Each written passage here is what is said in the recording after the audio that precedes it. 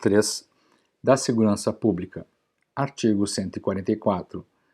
A segurança pública, dever do Estado, direito e responsabilidade de todos, é exercida para a preservação da ordem pública e da incolumidade das pessoas e do patrimônio através dos seguintes órgãos. Inciso 1. Polícia Federal. Inciso 2. Polícia Rodoviária Federal. Inciso 3. Polícia Ferroviária Federal.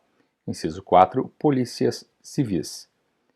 Inciso 5. Polícias Militares e Corpos de Bombeiros Militares. Inciso 6. Polícias Penais Federal, Estaduais e Distrital.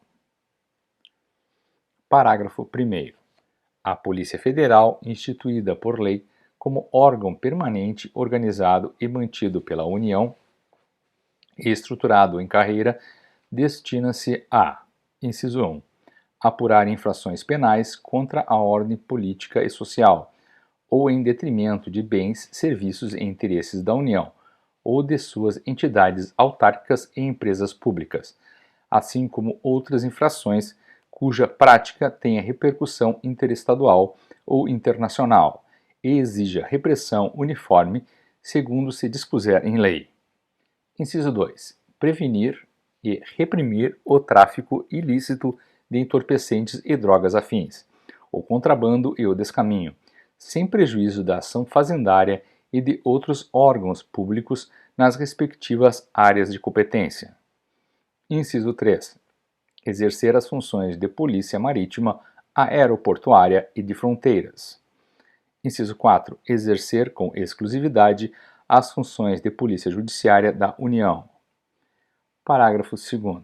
A Polícia Rodoviária Federal, órgão permanente, organizado e mantido pela União e estruturado em carreira, destina-se, na forma da lei, ao patrulhamento ostensivo das rodovias federais. Parágrafo 3º. Polícia Ferroviária Federal, órgão permanente, organizado e mantido pela União e estruturado em carreira, destina-se, na forma da lei, ao patrulhamento ostensivo das ferrovias federais. Parágrafo 4º. As polícias civis, dirigidas por delegados de polícia de carreira, incumbem, ressalvada a competência da União, as funções de polícia judiciária e a apuração de infrações penais, exceto as militares. Parágrafo 5º. As polícias militares cabem à polícia ostensiva e à preservação da ordem pública aos corpos de bombeiros militares, além das atribuições definidas em lei. Incumbe a execução de atividades de defesa civil. Parágrafo 5A. As polícias penais vinculadas ao órgão administrador do sistema penal da unidade federativa a que pertencem, cabe a segurança dos estabelecimentos penais. Parágrafo 6º. As polícias militares e os corpos de bombeiros militares, forças auxiliares e reserva do Exército subordinam-se, juntamente com as polícias civis e as polícias penais estaduais e distrital, aos governadores dos estados, do Distrito Federal e dos territórios. Parágrafo 7º. A lei disciplinará a organização e o funcionamento dos órgãos responsáveis pela segurança pública, de maneira a garantir a eficiência de suas atividades. Parágrafo 8º. Os municípios poderão constituir guardas municipais destinadas à proteção de seus bens, serviços e instalações, conforme dispuser a lei. Parágrafo 9º. A remuneração dos servidores policiais integrantes dos órgãos relacionados neste artigo será fixada na forma do parágrafo 4º do artigo 39. Parágrafo 10. A segurança viária exercida para a preservação da ordem pública e da incolumidade das pessoas e do seu patrimônio nas vias públicas. Inciso 1. Compreende a educação, engenharia, fiscalização de trânsito, além de outras atividades previstas em lei, que assegurem ao cidadão o direito à mobilidade urbana eficiente e, inciso 2, compete no âmbito dos Estados, do Distrito Federal e dos municípios aos respectivos órgãos ou entidades executivos e seus agentes de trânsito, estruturados em carreiras na forma da lei.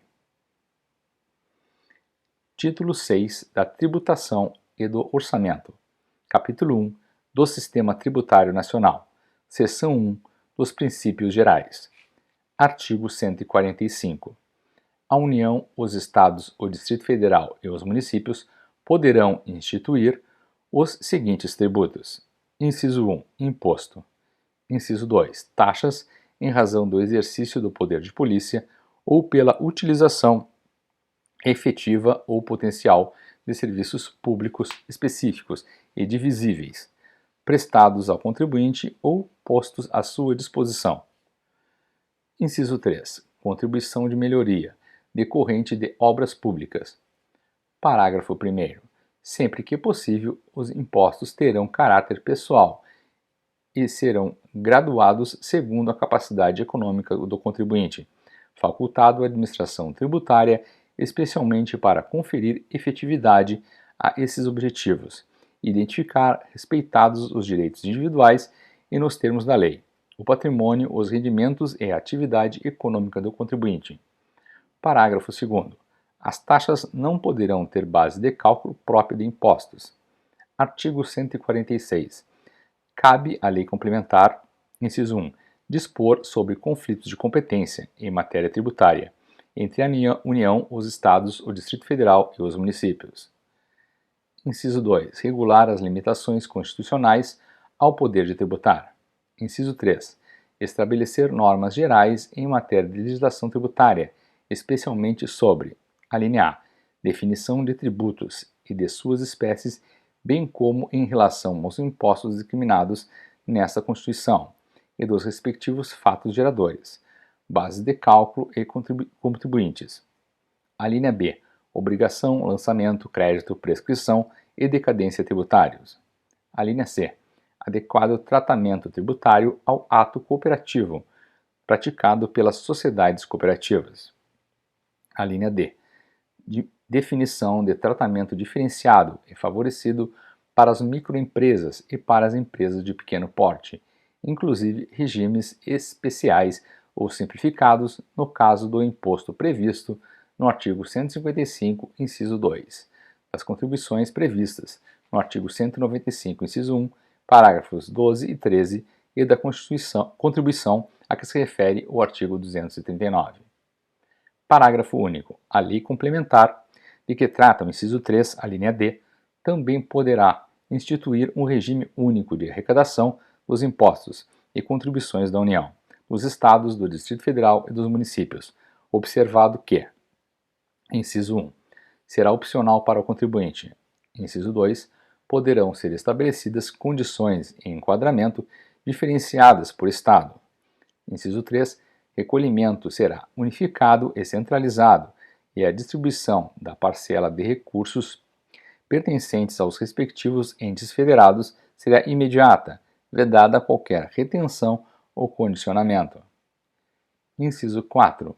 A arrecadação, a fiscalização e a cobrança poderão ser compartilhadas pelos entes federados, adotado o Cadastro Nacional Único de Contribuintes. Artigo 146-A. Lei complementar poderá estabelecer critérios especiais para a tributação, com o objetivo de prevenir desequilíbrios da concorrência, sem prejuízo da competência de a União, por lei, estabelecer normas de igual objetivo. Artigo 147. Competem à União, em território federal, os impostos estaduais e, se o território não for dividido em municípios, cumulativamente, os impostos municipais. Ao Distrito Federal cabem os impostos municipais. Artigo 148. A União, mediante lei complementar, poderá instituir empréstimos compulsórios. Inciso 1. Para atender a despesas extraordinárias decorrentes de calamidade pública, de guerra externa ou sua iminência. Inciso 2. No caso de investimento público de caráter urgente e de relevante interesse nacional, observado o disposto no artigo 150, inciso 3, a linha B. Parágrafo único. A aplicação dos recursos provenientes de empréstimo compulsório será vinculada à despesa que fundamentou sua instituição. Artigo 149. Compete exclusivamente à União instituir contribuições sociais de intervenção no domínio econômico e de interesse das categorias profissionais ou econômicas, como instrumento de sua atuação nas respectivas áreas, observado o disposto nos artigos 146, inciso 3 e 150, inciso 1 e 3, e sem prejuízo do previsto no artigo 195, parágrafo 6º, relativamente às contribuições a que alude o dispositivo. Parágrafo 1º. A União, os Estados, o Distrito Federal e os municípios instituirão, por meio de lei, contribuições para custeio de regime próprio de previdência social cobradas dos servidores ativos, dos aposentados e dos pensionistas, que poderão ter alíquotas progressivas de acordo com o valor da base de contribuição ou dos proventos de aposentadoria e de pensões. Parágrafo 1º. A. Quando houver déficit atuarial, a contribuição ordinária dos aposentados e pensionistas poderá incidir sobre o valor dos proventos de aposentadoria e de pensões que supere o salário mínimo.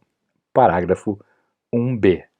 Demonstrada a insuficiência da medida prevista no parágrafo 1º-A, para equacionar o déficit atuarial, é facultada à instituição de contribuição extraordinária, no âmbito da União, dos servidores públicos ativos, dos aposentados e dos pensionistas.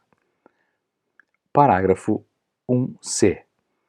A contribuição extraordinária de que trata o parágrafo 1b deverá ser instituída simultaneamente com outras medidas para equacionamento do déficit e vigorará por período determinado contado da data de sua instituição. Parágrafo 2º. As contribuições sociais e de intervenção no domínio econômico de que trata o caput desse artigo. Inciso 1. Não incidirão sobre as receitas decorrentes de exportação. Inciso 2. Incidirão também sobre a importação de produtos estrangeiros ou serviços. Inciso 3. Poderão ter alíquotas. Alínea A. Ad valorem, tendo por base o faturamento, a receita bruta ou o valor da operação e, no caso de importação, o valor aduaneiro. Alínea B. Específica, tendo por base a unidade de medida adotada. Parágrafo 3º. A pessoa natural, destinatária das operações de importação, poderá ser equiparada à pessoa jurídica na forma da lei. Parágrafo 4º.